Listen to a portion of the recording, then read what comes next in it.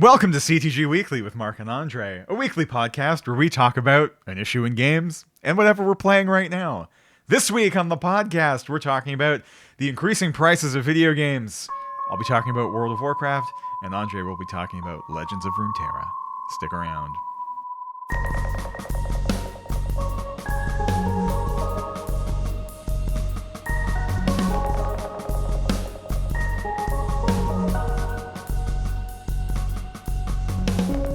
Hi, Andrei. Hi, Marc. So, video games. They're expensive. Yeah. They've always been expensive, but it seems like they're getting more expensive. How much more expensive? Break the bad news to me, my man. Yeah, so this has been ongoing for a little while now. So if for folks who might be frequenting Polygon or Kotaku, Luke Plunkett published on this in late August, and now there's been like a second salvo of this, or Ryan Gilliam at Polygon. So basically, the PS5 was the first one to announce that its prices were going up late in August. Not in the US, as far as I understand, but in a lot of other jurisdictions. So Canada, where we are, it went up. In a lot of other markets in Europe and Japan.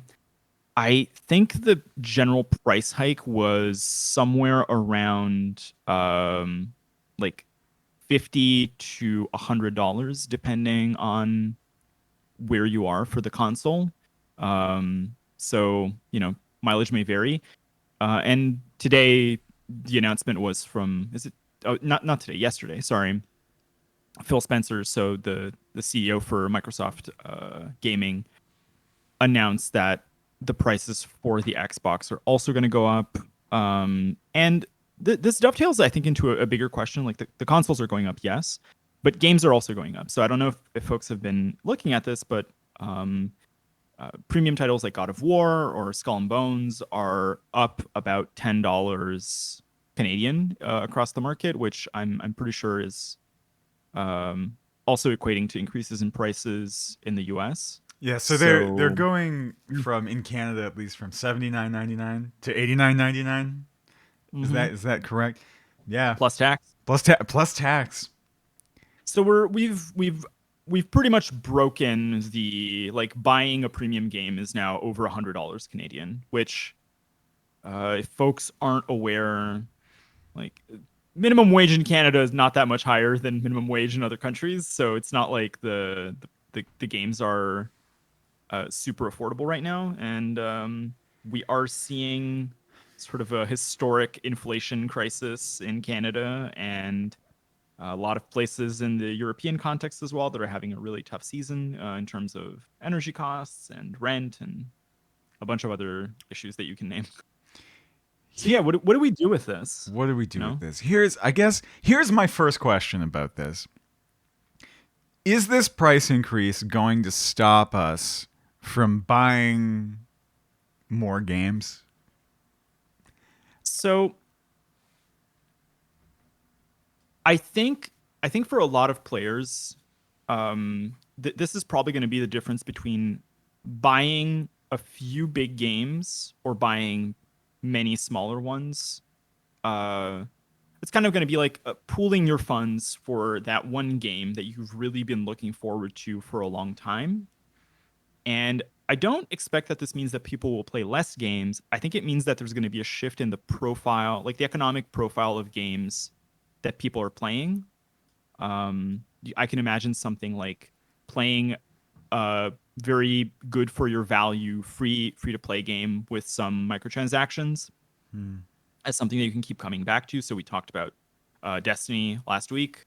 That's one that jumps to mind, or games like Genshin, or things that theoretically you don't have to spend money on, but you can. Genshin, notoriously good for your value. Well, not really, but it is free technically. Yeah, you can at least get in the door. Yeah. I don't know. Is it going to change how you're purchasing games? Because you mentioned, I'm breaking the news to you. So it's really interesting because right now I think I'm really only buying 2 games in the next 3 months that I can foresee, which is the new God of War, and it's going to be Marvel Midnight Suns. And the extra $10 for me on those is like they probably could, they probably could have increased the price on those two games by $30, and I'm still like, I really want to play both of these. I'm going to play both of these, and I would have still bought them. So no, but I'm also not the kind of game consumer who goes after every single new big budget game that's coming out. I don't buy into the hype machine too much, although for these two games, I kind of am because I really Right. want to be there for both of these. Although they, both of these games have a legacy for me as a player that makes me want to play these. Yeah. But is this going to stop me from trying? Like we were talking about before this podcast, the new Ubisoft pirate game, the name of which I can't remember. Skull and Bones. Skull and Bones. It is. So I thought it was Skull and Bones in my head, but I was like, surely they didn't name the pirate game Skull and Bones, and they thought of something a bit more unique for that. No, it's actually just called Skull and Bones. So the price point of that game is now enormous, and if I was paying $59.99, it's very likely that I would just buy it to give it a shot. At $89, no way. It is making some services also much more appealing. So we're both I think at this point PC players with we have a PS5 for Sony exclusives. Yeah. But I imagine this makes Xbox Game Pass a much more appealing proposition when everything else is getting more expensive. If you want like better value, you are getting a lot of it in these kinds of like bundled packages, or like the Ubisoft subscription is another example I can think of, where like you pay a monthly fee and you get access to a lot of games that are still somewhat expensive. Yeah. And so, it's going to be interesting to see how the ground shifts based on these prices going up. And we're obviously thinking of contenders at the top of the field, but this also means that the prices are likely to change lower down the chain as well. So games that used to be $39.99 might go up to be $45 or $50, and games that were like $15 to $20 might go up to be $25, $30. Yeah, and I feel like the selling point for a lot of those games is that they are more affordable. And it's not that you're not getting quality for the price that you're paying, but like, the advertising budgets of those games are less. It's not as though they're going to get a bigger advertising budget, and now consumers are being asked to spend a bit more on those. And I think that's going to hurt smaller titles in the long term. Yeah. I think it's also going to hurt titles that are perceived to have less replayability. So, Right. The games that we mentioned, service games tend to be built with an infrastructure of repeatability in mind. So farming a lot of activities or having a PvP component or something that you can keep going back to. But, it's a big ask now to tell someone you're going to be spending $90 to play a game that is 30 hours long and there's like no replay factor to it, unless that game is perceived to have some kind of artistic merit or to be like the game of the year. Presumably God of War falls in that category. But other AAA games that are in that $89.99 price range are going to have to contend with, I think, a lot more scrutiny about the kind of content and the value proposition they offer players. Yeah.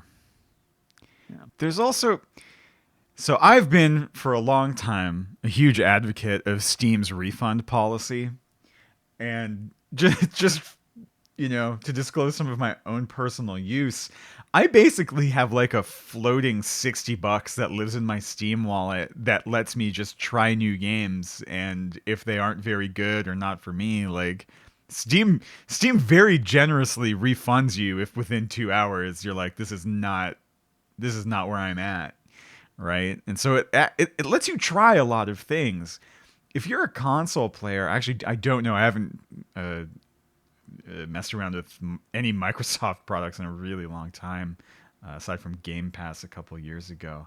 But for Sony, you can't refund a game. They don't care at all. And so you're taking a big risk as a console player. And I found this before when games were slightly cheaper, and it's even more the case now where I'm really waiting for a sale to buy something on PlayStation, or I have to have a lot of confidence that this is going to be really good, Right. which I have It's less and less. well, I think an interesting comparison point is think of what's happening with games now as something analogous to what happened with the movie-going experience a couple years back, when at least in Canada, prices started ballooning and matinees started going away and it became a lot more expensive to go to the movies, COVID not included in this, but you think of, well, okay, do I want to go see, a movie every week for $17?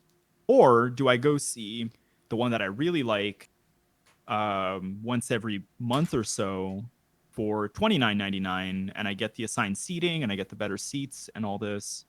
And it changed a lot of how people go to the movies Yeah. and what kind of movies are viable in theaters. And I mean, the stats for this year for people who are looking at the movie industry seem to indicate that the industry is becoming more and more hits dependent, right? And so if we apply that same kind of logic to how the game industry is going, well, it may very well be the case that we're slowly driving towards an even more concentrated version of like AAA titles drive big numbers, and then everything else is bundled into these subscription models that include a lot of value for what you're paying. Or in the case of games, there's also a lot of artisanal sort of lower cost or for charity bundles. So you can think of things like Humble Bundle or Itch Games. And yeah, I I also, I have something I'd love yeah, to add here, which is like the movie going experience. I don't know if any listeners have gone to like the new VIP style movie theaters where you pay a bit more, but there's also like in theater food service. Like the last two times I went to the movie, I got a delicious chicken sandwich that I was eating in my reclining chair, and I'm seeing like this premium expectation go up, but like for me, the fact that I can get like a fancy drink, even though I don't, that's just that I can, and a fried chicken sandwich at the start of my movie is kind of a big deal to what makes the experience feel so much better than like the old sticky floor, popcorn all over the place, really uncomfortable chair. Like it's such a small thing and you're paying a little bit more, but the feeling is vastly different. The thing that makes me slightly skeptical for the price increases with games where this doesn't go the same way is like ain't no way they're giving me the chance to get a chicken sandwich with my God of War. Or are they? Am I just completely missing what's happening? well, I think the equivalent of that really what you're clocking, right? Like, so for our American listeners, basically what happened in Canada over the last couple of years is a lot of our big theater chain, which is Cineplex Odeon, changed to be more like Alamo Drafthouse down in the US. So we went from like big chains to still the big chain, but a bit more specialized. But in terms of how that works for games, I think we do get that, and it's actually localized somewhere else, which is big games don't have sort of the early release model that we find in a lot of smaller titles, which are now like crowdfunding very differently and getting users to kind of pay for the like buying an incomplete product, but that they can then have some input in how it's developed. The premium experience, what you're paying $90 for, is that you're buying God of War or you're buying Forspoken, and the game is complete. Like you're getting a finished product that is of a certain quality where you don't have to fiddle with bugs and you don't have to fiddle with reports and there's no missing content that you have to come back for. It's a bit of a different, like the metaphor doesn't hold up exclusively, Yeah. but I think that's what you're paying for is the AAA polish, right? Or at least that's what we should be paying for, and it's not always present in all the games that we're playing. Hmm. But it is, and again, I think that's going to increase scrutiny on AAA games that ship a broken product. People are going to get a lot angrier for it because they're going to be paying more for it, and they're going to be investing more of their time and energy in anticipating these games. Yeah, it's also there is this feels bad thing that happens with the games. I mean, people are often disappointed in films as well, but like And there is a vitriol. Maybe it is the same, but there is in my mind, we tend to be way more disappointed when a game doesn't deliver, and I think part of it is like, the $90 price tag now. Whereas if a film is bad, it was a bit of your time, and if you weren't invested in it as like a fan, like with some of the recent Star Wars products or something, on average, your average film, if it's bad, is just like, yeah, that wasn't great, and you move on. But with a game, you feel burned. Yeah. Well, I think the commitment is maybe it's different than somebody who's like, I'm going to go to the movies every other weekend, but I think it's probably equatable to somebody who's like a fan of a specific filmmaker and has to wait many years for a film to come out and then the Yeah. film underdelivers, right? Or it's a massive disappointment. But I think you're correct in that like it's a lot easier to dust off when a movie that is like $30 and 3 hours of your life doesn't deliver what you wanted to. You're disappointed, but there's probably other movies that are coming out. If you're like somebody who's waiting for a big AAA title from a publisher that puts out a game every 8 years and that game doesn't deliver, then it can feel really bad. And not only that, And it's that the thing you're upset about in the film is like, this didn't live up to my hopes of what this director or what this production team has done in the past. For the game, part of the feeling is like, I spent $100 on this, right? There's that added layer of like, you go see a bad film for $17, or you spend the premium price and you get your chicken sandwich. You're like, well, at least the chicken sandwich was good. Here, the whole thing is kind of ruined, and you paid a high premium if it doesn't deliver, right? The whole experience hurts. we're going to have to also prepare for the fallout of these price increases because right now we are in Q4, right? We're in the biggest season for game sales of the Yeah. year. And a lot of those sales are tied to the holidays. They're tied to presents for kids, teenagers, and big investments that people are taking time off of work or time during the holidays to play. Yeah. And I think it's going to hit really hard. It was going to hit really hard either way because there's so much more time investment put into these.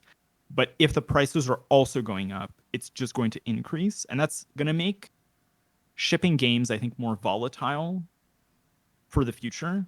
Now, there is a question of are these price increases justified? And I think that's a discussion that's a bit longer than what we can accomplish today. The Yeah. discussion of like, do prices need to increase to accommodate a living wage for employees at game studios? I'm very sympathetic to that idea.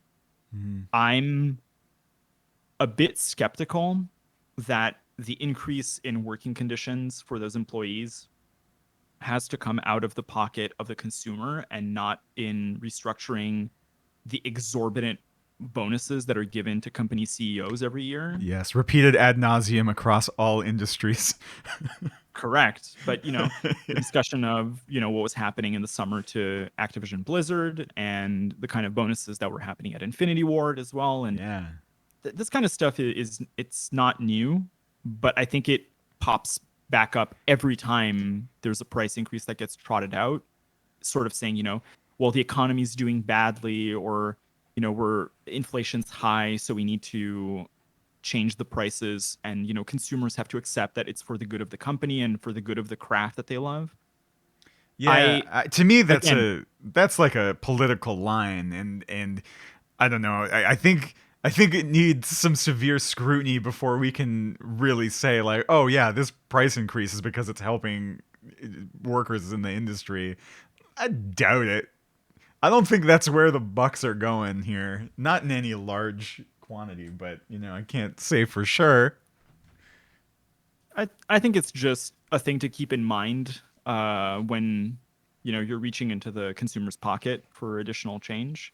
And I do want to also say these games, or games in general, are like, leisure is important, but video games, and especially when you're looking at AAA video games, they are a luxury for a lot of people. Like, we're talking about them. They're a luxury for us, and Oh yeah. we're fairly, middle class with some disposable income.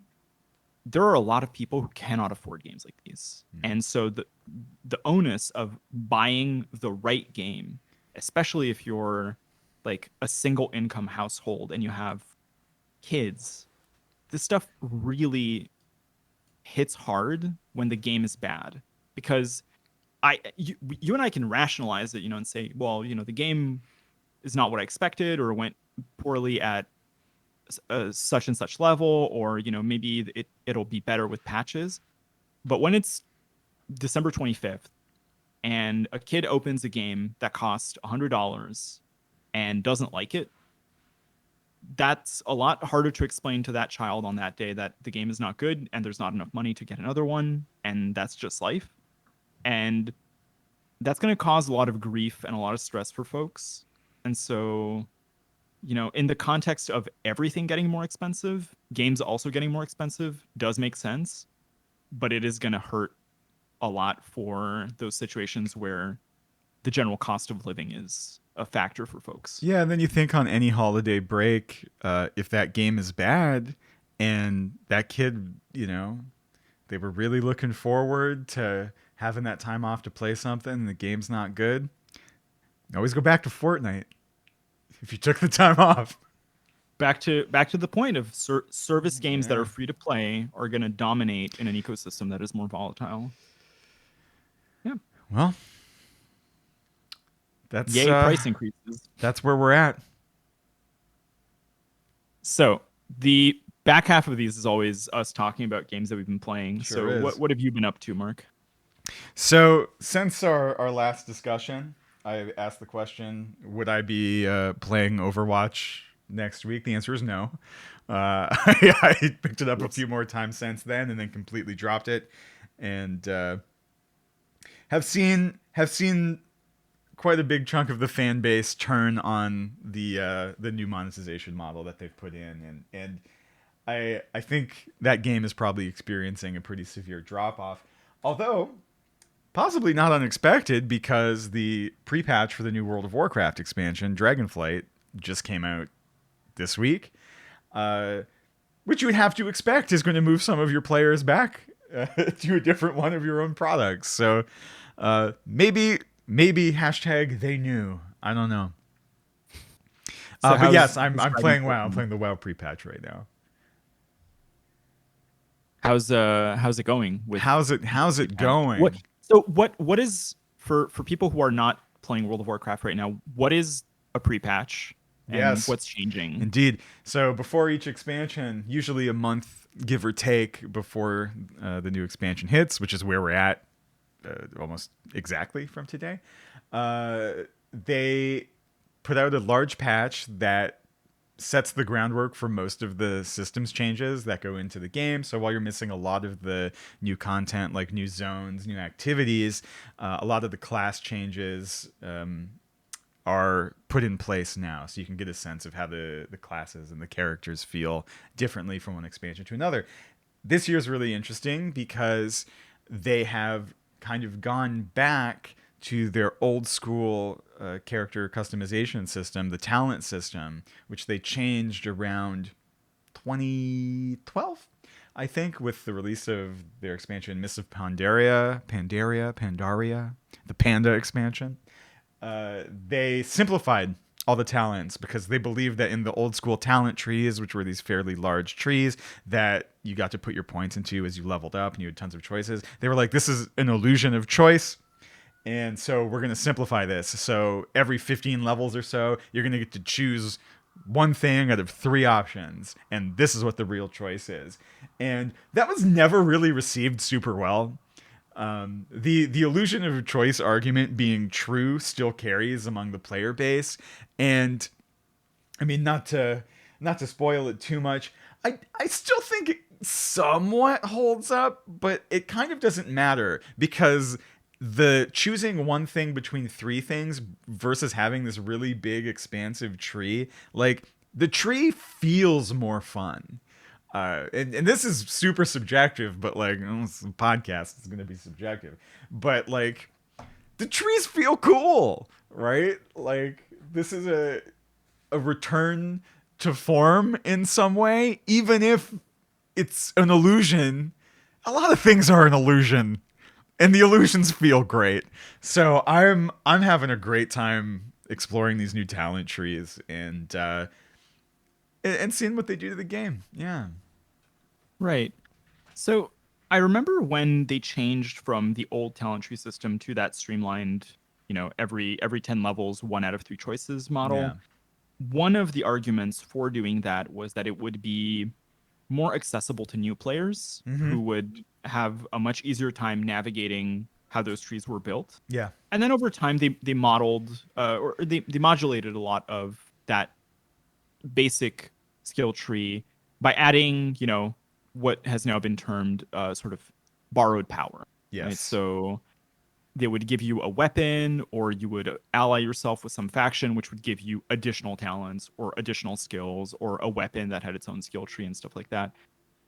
Do you find that this system is more complicated than the game was when we had all those layers of talent trees on top of each other, or did that argument was that argument like actually a valid argument that having complex skill trees would be a barrier to entry? It is. I definitely think it is. Although, you know what? Maybe not. I think what it's a barrier to really is like if you're coming back and you're used to the other system, I think this can feel fairly daunting. Although they did include preset talents if you're coming back so that you would have a functional build as you came back to the game. I think Mm. if you are a new player and the tutorials are in place to direct you to your talent tree as you level up, and you're starting from level 1, and every level you get to put a point in, I don't think it's super challenging to learn that tree as you go. I think the hard thing would be if it's like, here are 50 points right away, start from 0 and allocate them all effectively. That's a big ask, and I think it's a big ask even for skilled players who are coming back who are like, this is tedious. Because it Yeah. is. It's like, well, everything is different now, and I had this preset build, and I just want to log in, do some, quests around the world, just want to queue for a dungeon, just want to do some PvP. I don't want to think about this. Yeah, this is Yeah. this is certainly a different situation, but at the same time, I I feel like this is better. It makes you feel like you have a bit more connection to this character that you're building, and you're not just, I don't know, hot swapping a couple key talent choices once in a while. It and so I talked about it still feeling kind of like an illusion. It is, but there are also a couple more choices now than there were before. Hmm. There are different synergies that you can put together, and like it really feels like you have a bit more control. So the illusion level is substantially higher than it was before, and the actual like I'm inputting changes into the way my character plays level is slightly more than it was before. And It's interesting. It's that's a good interesting to place to have be for me. Yeah, go ahead. it's interesting to see sort of a lot of people are calling this like the skill tree unpruning, because that's Yeah. when the skill trees got pruned. And it's interesting to see, the return of some talents that are, instead of having one talent that gives you a 10% bonus to something, you have like 3 points that each give you like 3.33% of an increase and equate to the same thing, but you have a bit more granularity. Like you can shift your points a little bit more. Yeah. And that part, I think, some people might say, well, obviously you're always going to take the three, so it equates to the same thing. It's not really freedom of choice. I do think even just having that initial experimentation is going to give a lot of longevity to the period where people figure out what's cool, Yeah. and also what versions of the trees work for them. Right? From what I've seen, and I'm no expert on this right now, but it seems as though there is more flexibility in especially the talents that are quality of life talents. So do you Yes. want faster abilities? Do you want more movement speed? Do you want some form of life regeneration to sustain more? There's different options for you to play the same class with like as other Yeah, people. with different utility. That's Yeah. that's really where the cool stuff is here, where you can be like, this is the kind of utility I want on this character. And obviously, if you're min-maxing, all of this doesn't matter if you're like a high tier min-maxer, because you're going to find the optimal solution in the end anyway. If you like a Yeah. little bit of flex, if you like to raid at a high level but not the highest level of the game, and you're like, I want to do hard content but I also want to play my way, which is a real player type, right? You don't have to go full bore completely optimal and that's the only way to enjoy this game. That is not the case at all. I think this gives you a lot more room to play with if that's your your player type, if that's your approach to this game. And I think it is also, for me, I mean, we played this game at the release of Shadowlands with a few friends who had never played WoW before. And one of the things that they kept talking about was like, even though you kept leveling up, you never really got to pick anything. And between those talent levels, like those breakpoints, which would have been, I can't remember exactly, but something like level 15, level 30, level 45. Like that's how many levels it was between being able to choose something for your character when you were leveling up. It didn't feel good for them. And now every level you get to make a choice, and you can think, oh, when I get 2 levels ahead here, I'm going to make this choice, and I can't wait for that because then this opens up this next thing. That's freaking exciting. It is. And like, Right. I can't believe that this game didn't have that in it for a decade, even though players had clocked and had said, this doesn't feel as good as it used to. And I know you're telling us it's the illusion of choice, but we as players kind of feel like, hey, it isn't just an illusion though.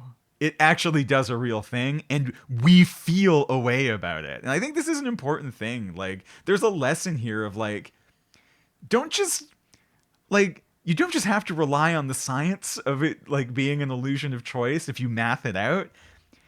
It still feels different. The presentation feels different. And that fucking matters, guys. Like it really does. And I think hopefully this is a step in the right direction to being like, oh, we're listening to how players are feeling. And I don't really see how this is a bad change, even if it ends up being, oh, it's functionally the same. Great. But it feels different. So I think where I sit on this is, with the old system, you had what, like 10 rows of talents. Yeah. Something And like that. realistically, in a lot of classes, or at least the ones I was playing, Might have been 8. so something like that. I can't remember Yeah. exactly right now, but I was playing, a demon hunter, a tank, and realistically, there was like 1 or 2 talents that would be different Yeah. between prescribed builds. And I think the further you go into the game, the more the ground starts falling out from under you, where you're like, I'm getting to a point now where it's not even that other players are telling me to do this. Like, I can't play the game without picking the choices that are mathematically superior. So stuff like mythic dungeons, I think, are where you feel this the most, and in some cases for player versus player as well.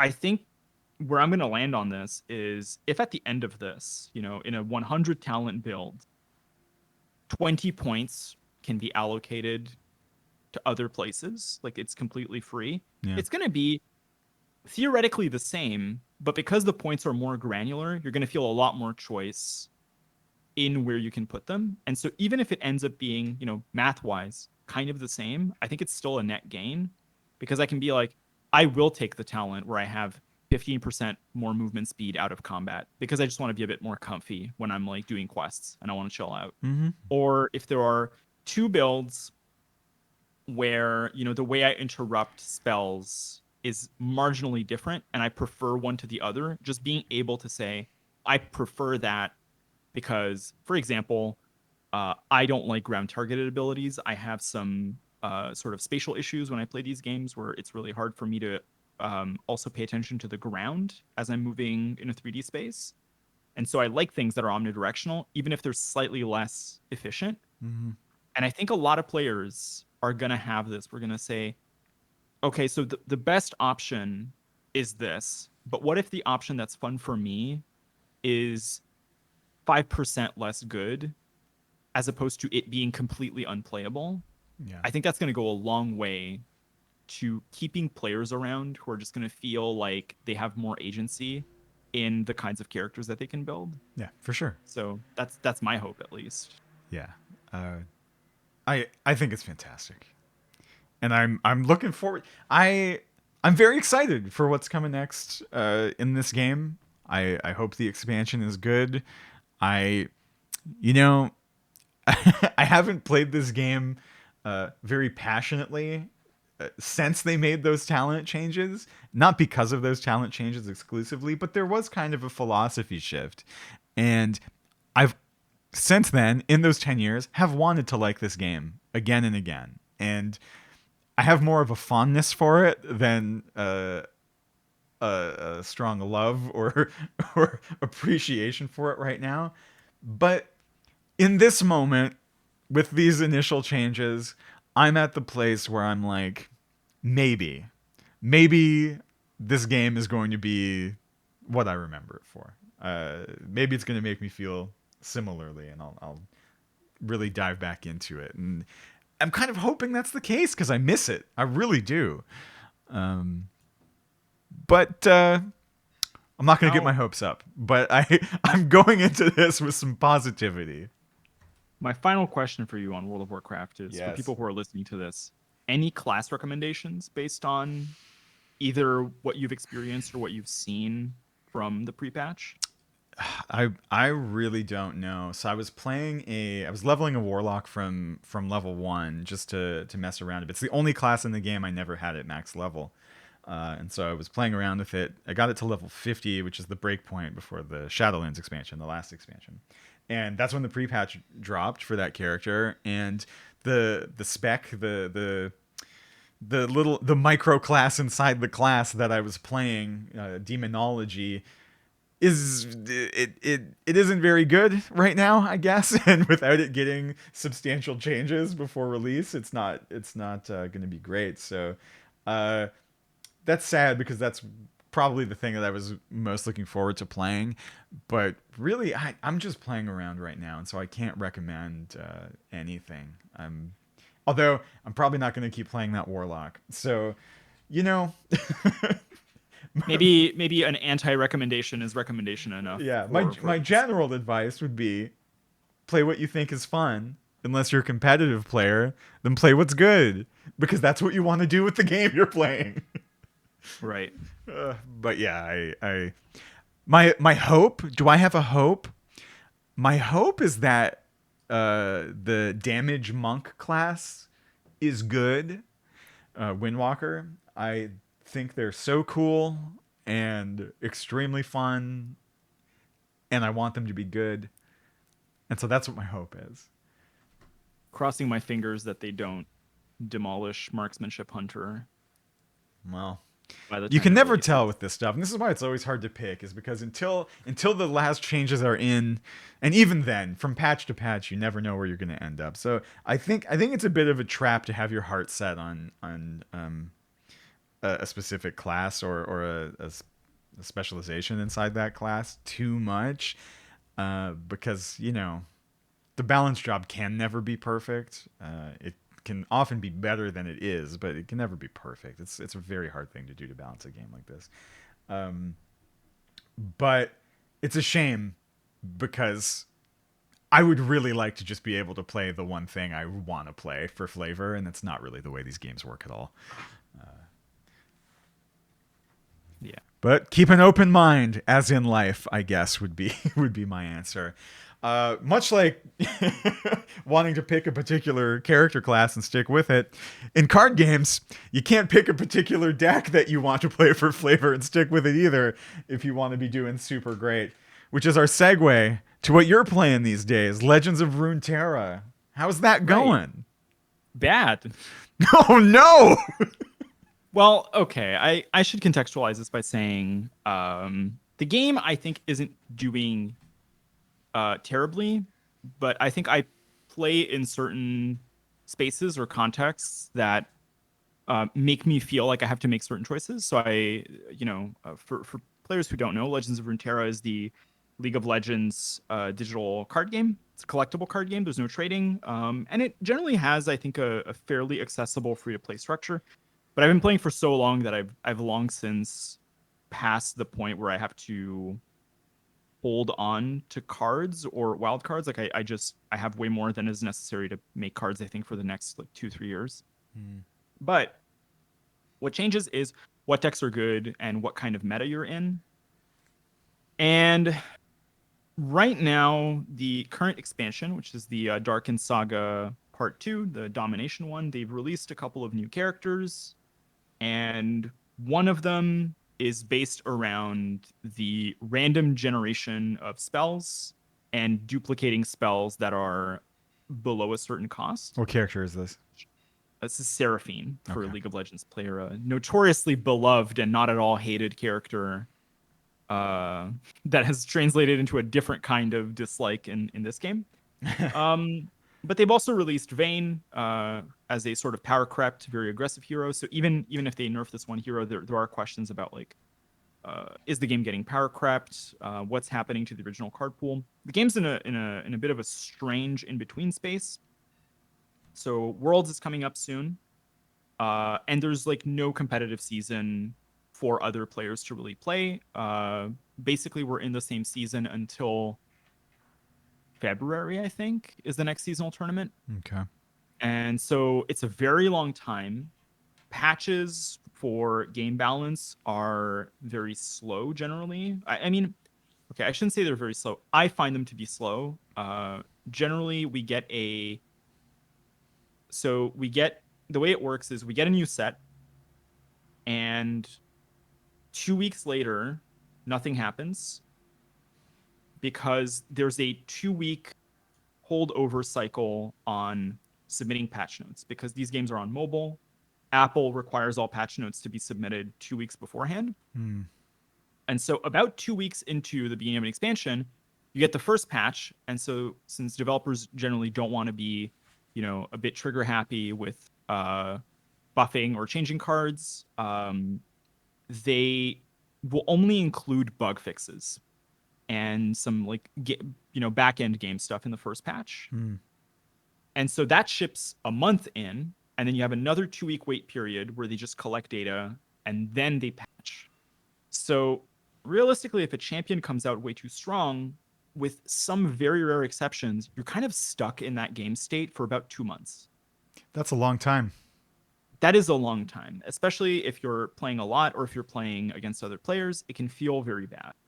And I find these kind of very spell heavy, constantly drawing, constantly generating new card situations to be very exhausting. And so there have been videos of matches that are going for like 30 rounds where nobody's running out of cards.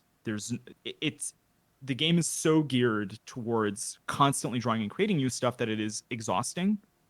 And if you're an incredibly sort of like competitive player, you can be annoyed at the perception that there's more RNG in the game now, so that there's more randomness than there is in a typical card game, which comes from shuffling the deck and drawing and some effects that have variable targeting. This is really like generate any spell at 2 mana or below, and it's like, okay, so I have to now consider what my opponent may have gotten from that one card, which is one of 237 cards. That's not enjoyable to me. Is one way to put it. I understand why that might not be enjoyable. But for people who play card games, I should, preface this by saying I am an aggressive playstyle enjoyer. So I do enjoy games Hashtag aggressive playstyle enjoyer. Yeah, so we've got one. In card game lingo, this is called aggros. These are decks that try to close out the game as much as possible. They trade a lot on tempo instead of value. And the meme about them is that they tend to be playing cards on curve is kind of a very linear process. So you play the best card that costs 1, then 2, then 3, then 4, then you win the game. I think in Runeterra, there's a lot of optionality for how you attack. what order you do it in, and certain spells that you can use. So it is more complex than a lot of other games that do this. But I can understand that my comments may be construed by someone who enjoys the value heavy play style as the ramblings of a player who just wants to win in 5 or 6 turns as opposed to like 35. Right. As one of those players who likes to win in 35 turns, I still don't think what you're describing to me is an awesome environment for play. I I think the randomness in particular is a bit of a sore spot for players who are describing the game as becoming more like Hearthstone, which has been notorious for having these kind of like roulette effects, Right. as opposed to something like Magic, which is more deterministic and a bit more um, easy to read, I guess, in that respect. There's not that many random effects in that game. Yeah, there's a few, and they usually cost the player who is playing them as often as the opponent, right? I also think Runeterra has a problem that is now starting to really become evident, and which you had indicated to me months prior in one of our discussions. So, an explanation of how deck building works. So, in Runeterra, you have 40 cards in your deck, and 6 of those cards can be champion cards. And because a lot of people come from League of Legends or now have watched Arcane, they come with a lot of emotional equity in the heroes that are part of those decks, right? And so the way it works generally, you can only have 3 of one card. So you tend to play 2 heroes in triples. Some rarer cases, you'll play 3 in a 3-2-1 split. I don't think I've seen um, a 2-2-2. Anyways, and some very rare cases, you might only play 1 hero and spells that draw you that hero to compensate. But people tend to self-ascribe as, insert character name mains. So, for example, people who like Seraphine might say that they are Seraphine mains. And like all competitive card games, what's good isn't always what you enjoy or what you would like to play, either in playstyle or in flavor. And I think the problem is not only that Seraphine and this sort of randomness archetype is too strong, I think, or too random. I think it's gating a lot of heroes that would have access to a similar play style from being viable. So an example of this is she duplicates spells that are cheap, and the other hero that duplicates spells is Karma. So if people love Karma, they would have to play a much slower, less efficient form of the deck. So they're forced into playing a champion that might not be the one they want to play because the game balance is dictated that way. And we're also nearing Runeterra's first set rotation. So this has been a hot button topic for the community for the past, I want to say 2 months. I can't exactly remember the date when they announced that rotation is coming. For folks who don't play a lot of card games, rotation is effectively when a specific set of cards leaves the playable pool, or they create different formats, one which includes all of the cards and one which has a much more constrained pool, and that constrained pool is the competitive format.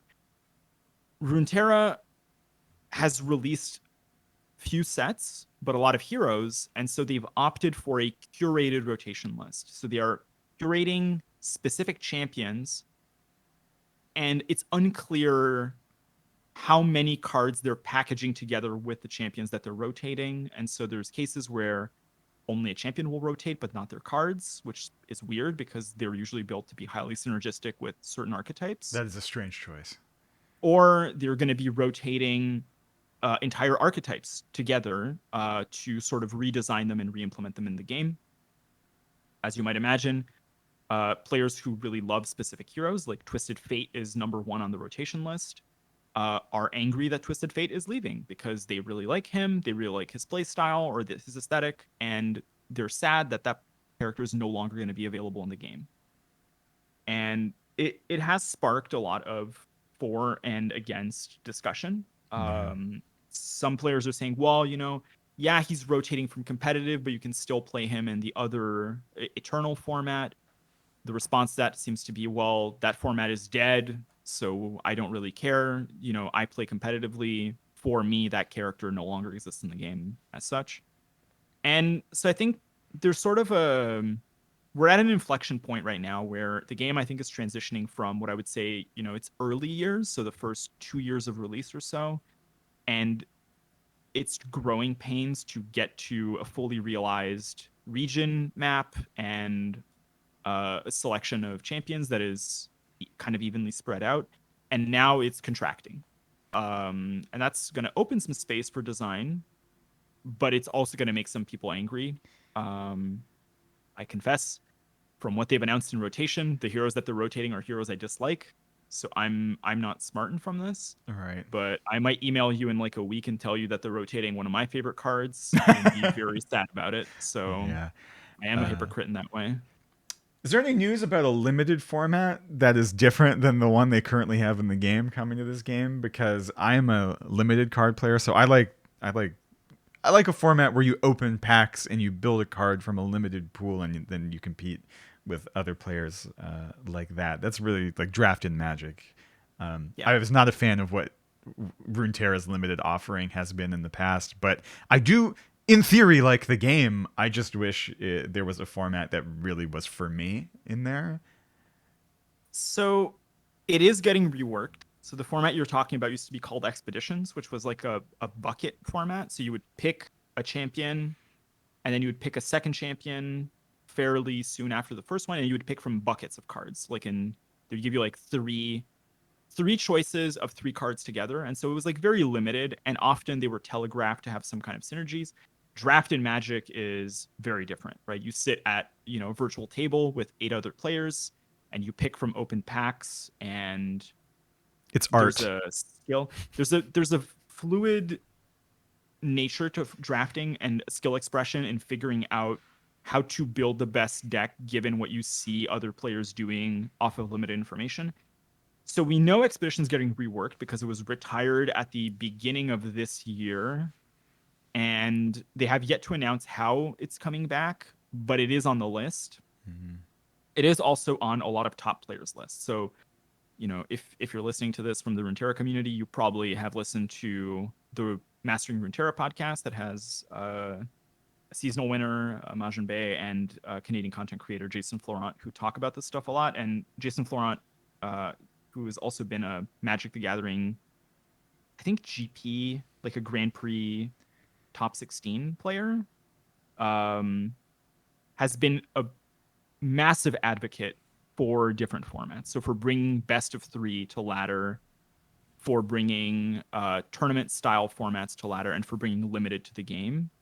And so there is a big outcry to diversify the play modes in the game and to compensate for the separation of the player pools by collapsing the geographic shards. So right now there's NA, EU, and APAC, which is, I think, Asia Pacific. Mm-hmm. And there's a big discussion that, yeah, okay, having limited would make it so that less people are playing in the non-limited mode. But what if we just collapsed all the shards together and then we got a lot more players anyway, and shorter queue times, Yeah, and people got to play better formats? it's not as Which, though this is a yeah, game that is severely impacted by latency. Like you'll notice some slowdown, but it's not a Twitch shooter. It's yeah. I mean, I can't speak to the way that the game servers are built yeah, or, that's true. Yeah. difficulties that they have with this. But I would personally be willing to go from having like a 3 ms delay to having like a 10 ms delay if it meant that like my queue times were shorter and I got to play with more people, and crucially that more people got to play with people outside of their shard. I do think this is a big latency problem, for example, for folks from Australia who might get matched with folks in like Western Europe, Hmm. where then it does become kind of an issue. So TBD. But to answer your question, limited is on the table. We know that they're reworking it, and the last information that we got was that the game's primary focus is no longer on their sort of Slay the Spire PvE part, but on their PvP components and overhauling the play modes to Right. make the player to player card game more robust. So I'm hoping for that. I am in a period right now where, quite frankly, the decks that are good make me want to not open the game. Sure. Uh, Not a great place to be. and for context, I'm in a weird position with the game where I tend to go to, I think, every seasonal over the past like year and a half. I don't place particularly high in that group, but I'm really not representative of people who are playing in normal games or who are only playing Path of Champions, the PvE mode, or who play in the ranked system from like iron to gold. Those people might be having a completely different experience and not seeing the decks that I like. But based on the stuff that I've been seeing in the forums, I don't think that's the case. I think people are actually having a much worse experience at lower ranks because these decks seem much harder to beat than they are for pro players who understand them. And the higher you go, the more you end up in mirror matches of these decks that just generate random bullshit constantly. So, great game. Probably the best monetization structure of any card game out there right now. If you're a free to play player, it is incredibly accessible with time investment compared to something like Magic or Flesh and Blood or Yu-Gi-Oh! But I'm not sure that I would recommend for somebody to start now before we get a patch, which I think is supposed to be like a month from now. Shame. You can always join me in the World of Warcraft pre-patch. Well, maybe that's exactly what's going to end up happening. Who knows? All right. Well, thanks for listening. This has been CTG Weekly with Marc and Andrei, and we'll be back next week, every Friday. Bye-bye. Bye.